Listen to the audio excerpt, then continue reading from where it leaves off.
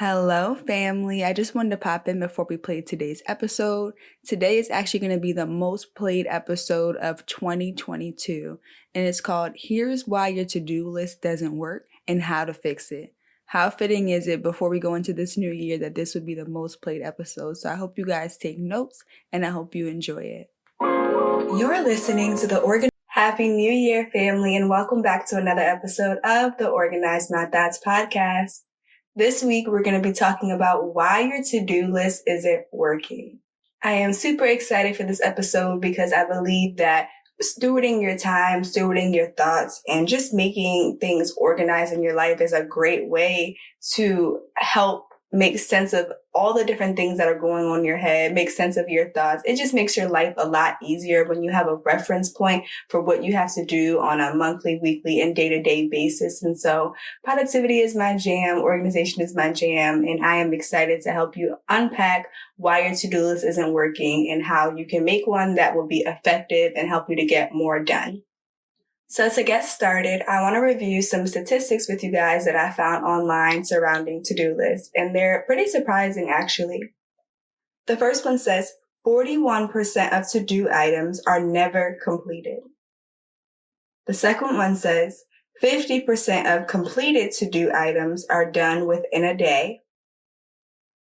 18% of completed to-do items are done within an hour.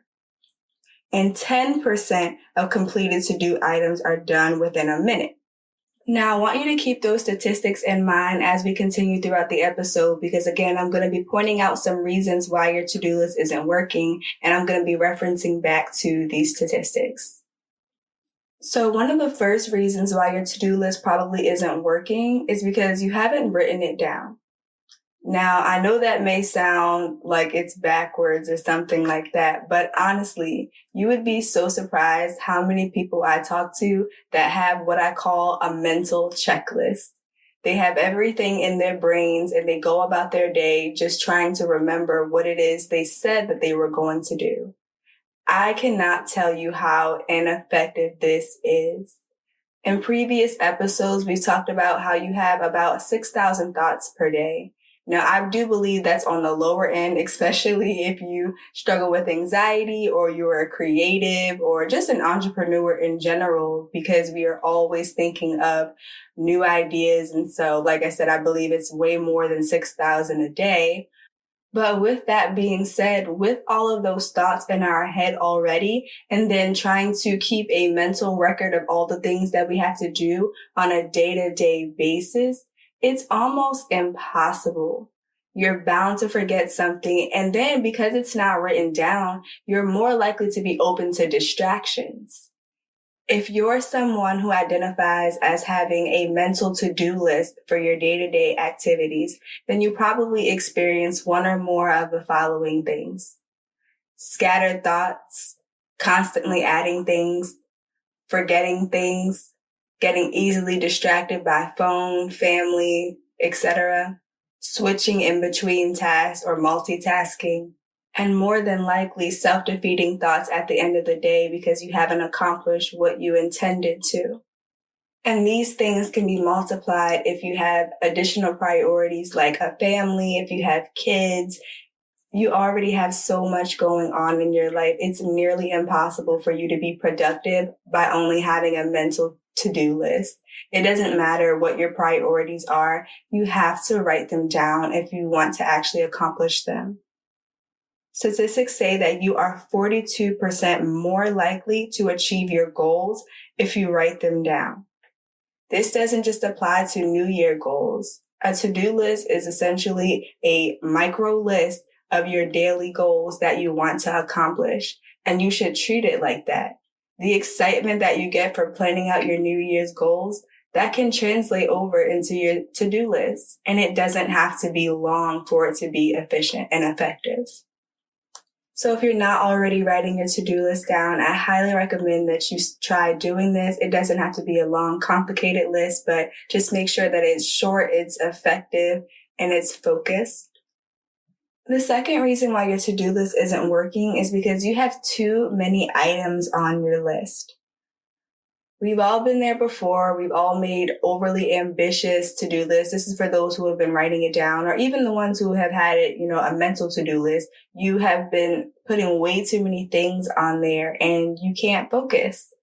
Sometimes we have tasks that we are excited about. We put those on our list. We have tasks that aren't really a priority. We put those on our list. And next thing we know, we have a to-do list of 10 things all in a 24-hour period.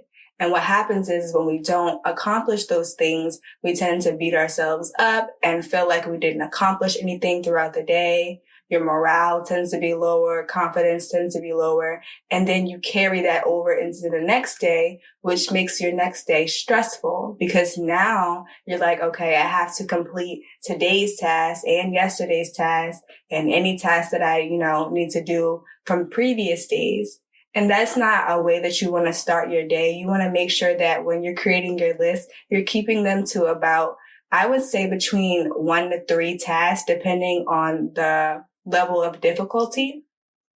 And this is especially important if you're doing something creative or a task that requires creativity, because those type of tasks, you need time to brainstorm. You need time to develop a creative atmosphere and get your mindset right. It's not like a task where you can just jump right in and you don't need any type of mental preparation to do it. Most creative tasks require you to get into a creative flow. And so if you have too many items on your to-do list, you're not allowing for that flow to happen and you're forcing yourself to produce content, which makes the content creation process, 1, unenjoyable, and 2, unrealistic. So when you are making your to-do list, make sure that you are keeping them between 1 to 3 items that are a priority for you. And keep in mind, if you have a more difficult task, which takes a little bit longer of time, then you can just make that one task your priority for the day, because more than likely that one large task that's going to take you a lot of time can be broken down into stages, which will act as subtasks that will help you to stay productive during the completion of your larger task. So the last reason that I'm going to give you, I could talk about this topic for forever. Like I said, productivity, organization is my jam. I love it.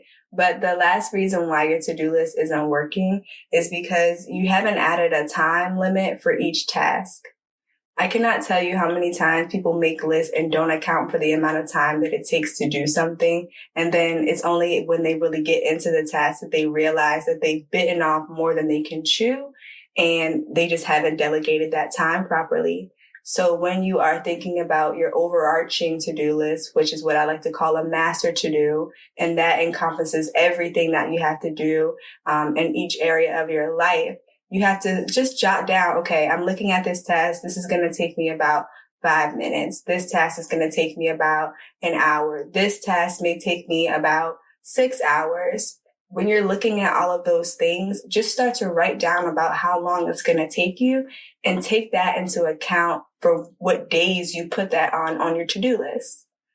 Going back to the statistics we read in the beginning, it said that 18% of completed to-do items are done within an hour, and 10% of completed to-do list items are done within a minute. Those 2 time periods are very short, and this is because typically people don't take the time to see how long the tasks are going to take them. So they put the shortest task on their list so that they can have that euphoria feeling when they check it off. These include tasks like wake up, shower, wash face, check emails, things that really don't need to be on your to-do list. Those are the things that typically get put on there because they require the least brain power. And so that's where the categories fall. The people who's 10% of the completed to-do items are done within a minute. That's because they want that euphoria checklist feeling off. And there are other ways to get that without sacrificing the integrity of your to-do list. So once you take into account how long that task is going to take you, assign a deadline for it. If you know it's a task that's going to take you a long time, maybe the task is due on a Friday, assign that task to get completed by Wednesday. That way you're using, when you're most focused, which is in the beginning of the week, you're using that time to get that hard task done. But no matter what the task is, how long it's going to take you, make sure that you have a due date and stick to that due date as best as you can.